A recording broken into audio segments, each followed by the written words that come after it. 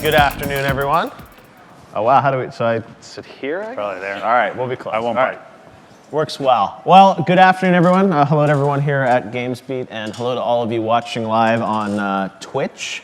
I'm excited to be here to interview a good friend of mine, Jason Rubin, who is at Oculus now, which is a company everyone's talking about and buzzing about, but Jason has had a long history in the video game business. I think I first played his games back when they were making them for the 3DO and Way of the Warrior, which I still have a t-shirt for Way of the Warrior. That was almost 10 years into game making, so. Exactly, I know.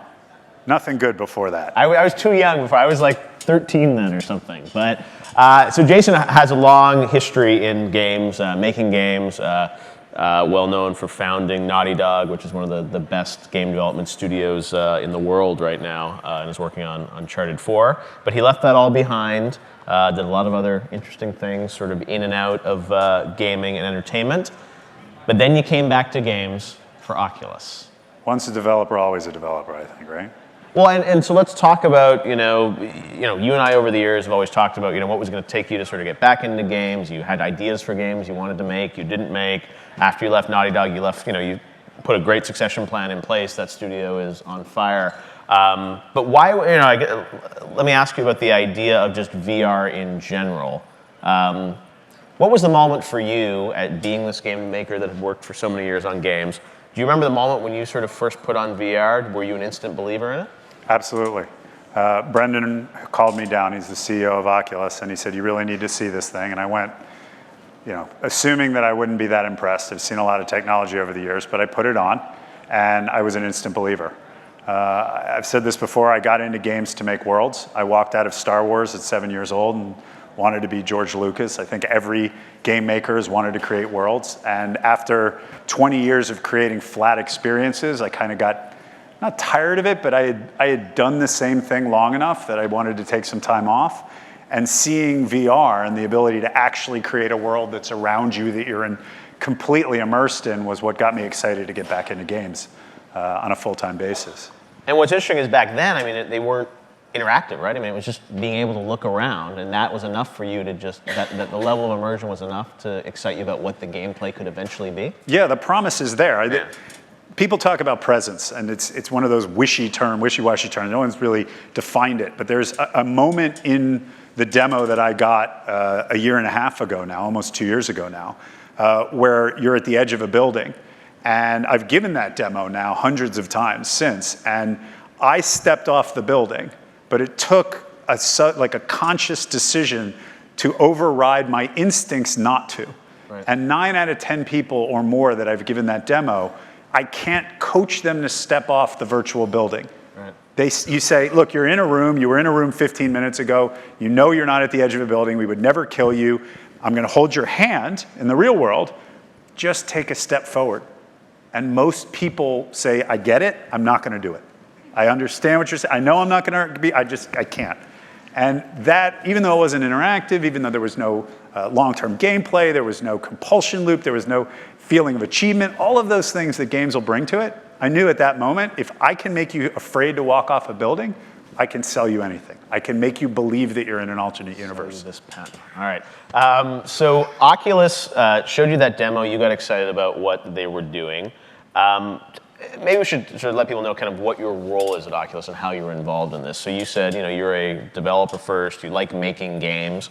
There are a lot of really interesting people at Oculus, but your role in Oculus Studios, you're actually making and funding internal sort of first-party games at Oculus? Yeah, my title is head of studios. So I'm in charge of all of what we call the lighthouse titles that Oculus is funding and working on. We have a production group. We're trying to share best practices among many developers and explore the infinite possibilities that VR brings, 10, 20 titles at a time, and figure out what works and what doesn't work. VR has very unique challenges. When I started making Crash Bandicoot, Andy and I decided, my partner Andy and I decided that we were going to make a character action game work in 3D. And most people don't realize how big a challenge that was. It hadn't really been done up until that point, and a lot of what Mario and Donkey Kong Country and Sonic relied on in terms of precision jumping and everything else just doesn't translate into 3D. You can't judge the distance, especially because it was 2D, 3D. It wasn't actually stereo. It was just polygons that were rendered in 3D. And it took us a year of R&D to get to the point where we created Crash. And a lot of what we did was determined by the hardware we were dealing with. So for example, Crash is mostly an in and out game, whereas our competitor, Miyamoto-san, who of course, legendary game designer, created a game where you run around much more freely. The reason for that difference is very simple. He decided he wanted an analog stick and released the first analog stick. We were stuck with the old school digital pad. PlayStation launched with digital. We had in and out, left and right, because that's what we were given. This challenge reminds me a lot of that, amplified. Everything you do, you can't rely on what you've learned in the past in game making. Everything has to be discovered anew. For the first time, you have the ability to make someone feel uncomfortable in VR. And that's much bandied about as if it will be somehow a barrier to VR. It's actually not a barrier. It is a challenge, to be sure, but there are so many things you can do outside of that realm, outside of the space at which you feel uncomfortable, that it's really a question of filling that space and then moving in around the edges and figuring out, how do we make a character action game in 3D? How do we move that character action game into VR? Very similar. So I got that feeling that I hadn't had since Crash Bandicoot of discovering the new. And that made it really exciting for me and worthwhile doing. And I get to work on many projects as opposed to a single one. As a developer, I'm a producer, so I get to dip my head in and out and work on many projects. And it's amazing seeing the little tiny inventions that someone comes up with. Sniper rifles don't work well in VR because imagine your vision suddenly is 10x magnified. You wouldn't be able to walk. High voltage, working on a game called Damage Core, solved that problem and did it in a way that doesn't make you uncomfortable. So they've solved that, right? And we're moving into all these little areas that people say, you can't do that kind of game. We'll figure it out. They'll be different, to be sure, but we'll figure out how to get there. So how much of your stuff right now is experimental, sort of trial and error, sort of experiments versus actual products that, you want to ship and bring to market? Most of what we're doing is products. Yeah. Michael Abrash gave a speech at Connect about the future of VR, and he was saying how far we have to go and how each challenge from inner ear to eye to smell, all of these things about VR, they each have their own challenges, and we don't know how long it's going to take, and we're working towards it, and it's this long journey. I live in the opposite world. Yeah. I go to a developer and I say, you want to do a sports game? I want to do a sports game. Here's your budget, here's your timeline. We don't know how the hell this is going to work, but I want football, basketball, baseball, and hockey, go. And then we have to backfill into that. And amazingly, we've been able to do that. We have we've shown hockey, we've shown on the screen football. It's amazing. I mean, you're a quarterback, you get it, you pass the ball, and then you become the receiver and actually catch the ball. So it's very, very much centered around making products, getting to products. So I think, for a lot of people here that may be in development or thinking of companies in VR, I mean, we see an explosion of sort of investment in, VR. But I think a lot of people are wondering about, what is the addressable market going to be? It's like, Oculus can obviously afford to sort of forward invest into some of these games and not necessarily think about the P&L right off the get-go for software. But when you think of the sort of go-to-market strategy for games and developers, a lot of people are jumping in right now. But I mean, do you think, does the math work in terms of how many people have to work on these games, for how long, for how many headsets are going to be out there a year or two from now? I thought that the challenge in my job when I started was going to be convincing developers to make this leap. Yeah. And basically, I've kind of gone at it in two ways. The first way is to say, remember when touch games first came out and people said, that's never going to work. How many people are going to want to play on phones? And a lot of the industry just kind of ignored it. But a few developers, for whatever reason those specific developers had, decided to jump in at a time when nobody knew if there was a business there. And some of them became Rovio. Yeah. Some of them were early enough that they had that hit that became massive. And there was a lot of trial and error at Rovio, a lot of failed games before they hit Angry Birds. What they learned gave them the ability to get there. And we're now in the multiple generations of learning and getting ahead. This is the single largest learning curve I've ever seen in games. And I've been in the business. Naughty Dog celebrated its 30th anniversary last year. So I've been in at least 30 years in the game industry. Single largest challenge. It is also, it feels like an inevitability to everybody that uses it. So if you believe this is inevitable, and if you believe that this is a hard challenge, getting in early and failing a few times, perhaps financially failing a little bit, struggling, making sure you make ends meet, is the best way to give yourself a shot at the next gold rush in the industry, because the gold rush is not there anymore in mobile, at least from my perspective. It's very, very hard to get there. So that's one way, and people have been very accepting of that concept. The second way that I've won hearts and minds is putting them in VR. And the minute you do that, they want to do it. And the most important indication of the success of VR to me has been the fact that every single developer that I have signed at Oculus has asked me to do a second title and has either signed or is pitching to do second titles. Right. And many developers, some of them quite large, well-known developers, have said, listen, we're winding down our other contracts over time, we're all in on VR. Not a single developer that I've worked with has said, after this game, I think I'm going to go back to doing something else. Right. It is incredibly compelling. And if all the developers we're working with buy in, it's going to create the content that brings the audience. So are you going to get into VR? Are we going to have a Jason Rubin game? I'm very happy doing what I'm doing right now. I consider all of them my children, but I raise them from afar. I don't know. Who knows? But right now, I'm really, really happy jumping from project to project and helping solve the little problems as they move towards launch. Now, you mentioned sort of the mobile gold rush may be over, but there's, I think, an interesting conversation to be had about mobile VR versus the Rift. And I mean, there's Gear VR out there. It's been out there. There's a new one coming out. What's your view on sort of the ultimate way that people are, or at least the first way that a mass amount of people are going to experience VR? Do you think, is it going to be through mobile, or do you think it's going to be through a headset like the Rift? That's a really good question. And I think Oculus's answer is we believe in both. Right. Clearly, we have our partnership with Samsung. We're working very, very closely with them on Gear VR. We're extremely excited about that product. The $99 price point that was announced a couple of weeks ago is an incredibly compelling addition to a phone you already have to get you into VR. Yeah. It provides a really cool experience that surprises most people who put it on. They say, well, this is absolutely amazing. Yeah. On the other end of the spectrum, we have the Rift, which it provides this experience that is absolutely unforgettable. Everybody that puts it on remembers the first time they put it on.